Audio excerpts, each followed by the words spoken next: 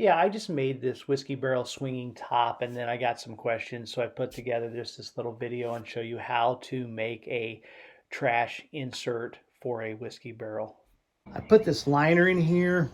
If you go to buy a whiskey barrel insert trash can, it's like $85 to $100. So I simply took this and I just went and got basically a little bar and welded a square, and then welded a square on the bottom, and then welded 4 sides, and then I put a trash can liner, trash bag in there, and then I just simply use these little paper clips to hold it in place, and we'll see how it goes, and then simply put that in there.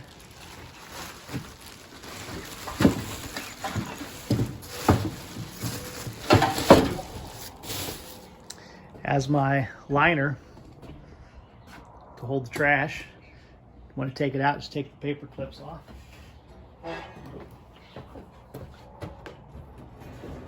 And then we'll just put that on the top.